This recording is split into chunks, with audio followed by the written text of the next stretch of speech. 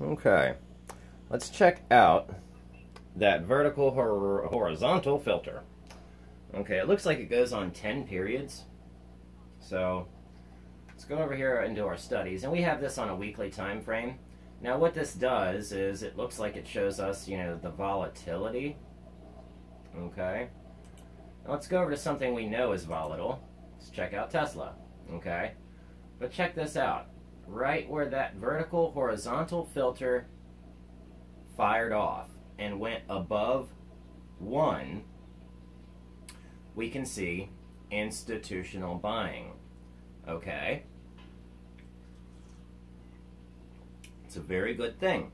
Okay, then right after our institutional buying, we got a dip here on the HA cult and a dip here in the SHAF trend indicator. Okay, now up here we're using the Awesome Oscillator and the VWAP put together, and the VWAP's also pulled up here on the screen.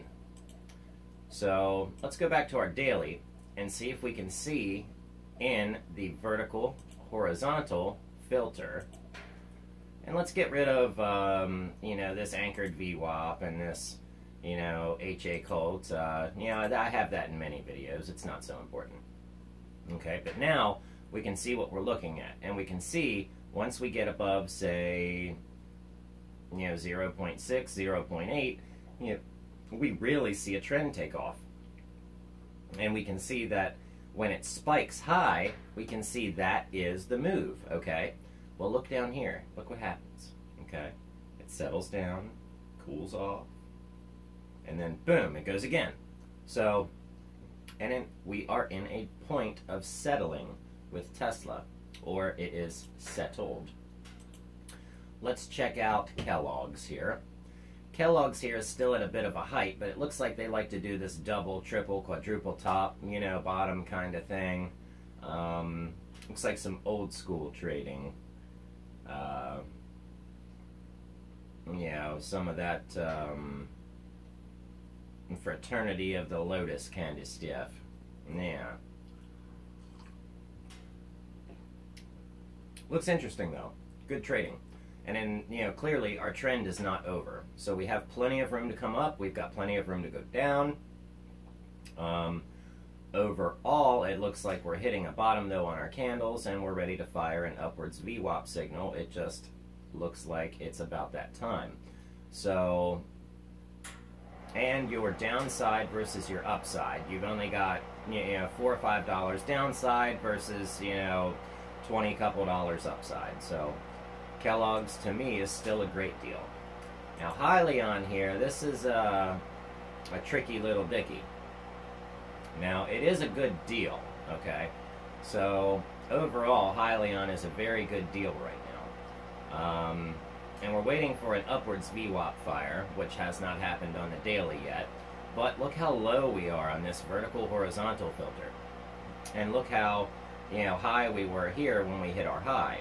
Okay, and look what happened when we hit our high here.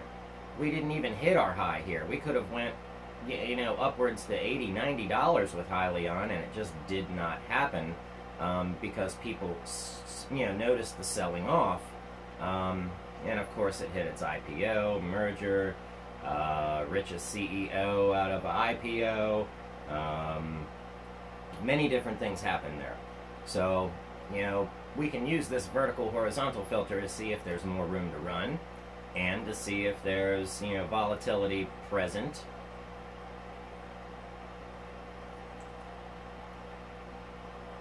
Okay. So, we can expect that when we finally do hit a bottom and start to move up, that's when we can see something volatile start to happen.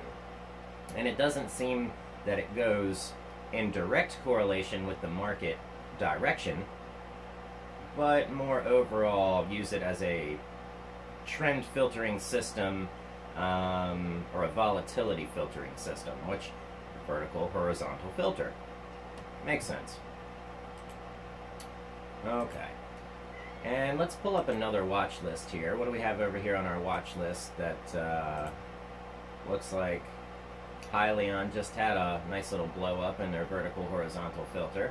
Okay, so there probably was some buying there. Okay, now let's check out Ford. They've got some things going on here lately. What do they got? We've got, looks like earnings. Looks like Ford has a hidden asset, just like GM. Its stock could rise soon. Okay. All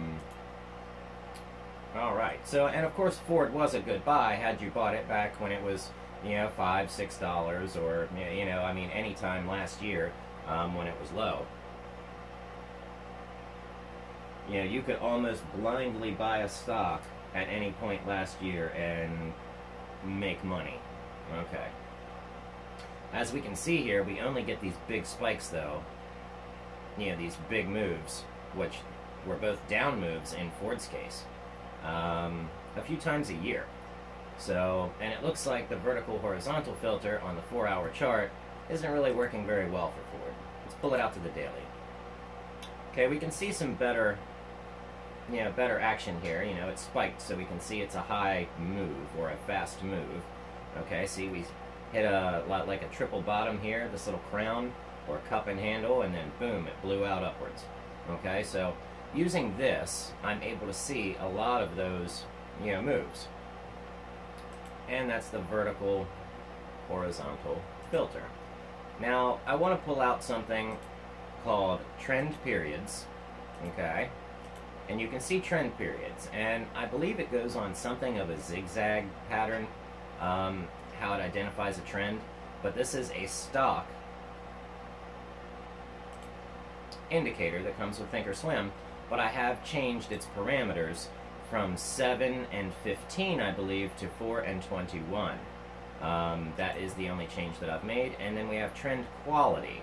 Now, trend quality, let's make trend periods go away. We'll make trend quality come back. And trend quality also does a 7, a 15, and it looks like it also uses 4. So I should change, you know, maybe 15 to 21. Anyway, we'll hit apply.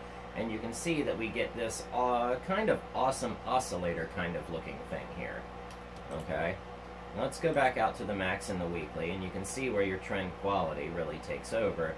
And you can see, you know, right now in the Ford Motor Company, it looks like we're about to get smacked down. So, but it could be, you know, an upwards trending as well. But it looks like overall, yes, we've got one little green bar up, but that means nothing. So, okay. Alrighty. So let's do CMO negative 35 on the weekly, all stocks. So you can see the trend quality and the trend periods. Look, and Hormel is right on that CMO. Kellogg's is on that CMO. KMB is on that CMO. And what's AMT? American Tower Corporation. Okay, so we can see trend quality. Boom, boom, boom, boom, boom. That's a good trend. Okay. And let's find something else that's different. Alright, I'm currently in on 2 of those stocks. Let's do CMO Daily All Stocks. Okay. And this gives us some other things we can look at. Let's see, Bank of Montreal. I should probably do a, you know, get this down to another, yeah. Add another stock filter. That's what I mean. There we go. Spit it out. Alright, so I like using this trend quality and the horizontal, vertical horizontal filter to see where there's some volatility. So, but let's get rid of our vertical horizontal filter for just 1 second. And we're going to pull our trend periods back up. Okay. And now they're stacked on top of each other. They don't have to be, but that's how they are. Let's hit apply. Now they're not stacked on top of each other. But I like to add them together, okay? And the reason why I do that is so I can see the divergences, okay? So let's clean up our page here a bit. We'll hit apply, we'll hit OK, and let's come in here to our time frame. We'll go into a range. We'll find a 90-day range on a 20 tick, and we'll hit OK. And now we've transferred over to Aramco bars on the General Mills, GIS, okay? But we can see that, you know, this goes down and so does the trend quality. All right, so now let's go back onto our Thinkorswims here, and we'll stack them back on top of each other once more, and we'll hit apply. Now, what we're able to do is look at our indicator. You know, that we've taken two, we've stacked them on top of each other, kind of a bit of a custom thing now. And when they agree with each other, we know that's a proper trend. But when they don't agree with each other, let's say trend periods is up and trend quality is down, then that means that that's a divergence. Okay, so we'll look for certain things like that. Okay. Oh, the wind's blowing good today. All right. So let's take a look at the market map. And look at her go. BABA on the rise. Wonderful. Yeah, 264. That's a nice $40 change from last week. Alright, you'd be up $40. What's this little green one down here? What are you? What are you, my friend? Pags Seguro Digital? I don't know, man. You ought to change that name. That's a mouthful for certain people. And it looks like Netflix is on the bomb today. All right, there it goes. Yeah, Netflix is looking good. Google saw it coming up. Google was up $50 yesterday. All right, Disney's coming up. Looks like everyone's buying today. We're pulling money out of our banks, going into our stocks. Okay, next it'll go from our stocks back into our banks. You know, and that's just the cycle that we happen to see here on our Market Watch.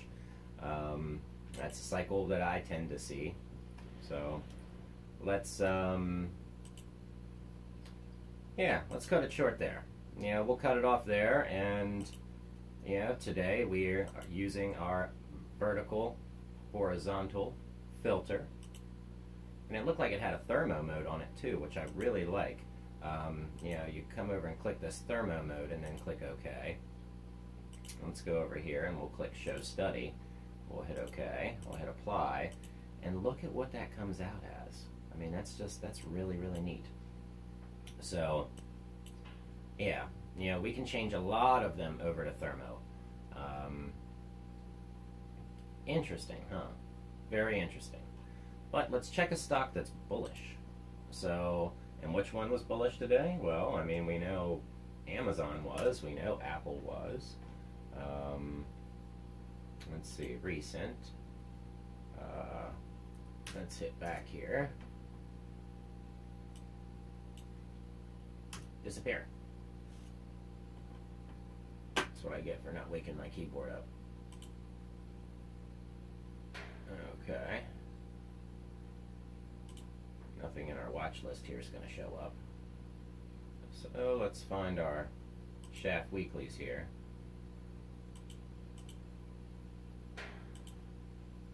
Alright, now we've got some more stocks to look at.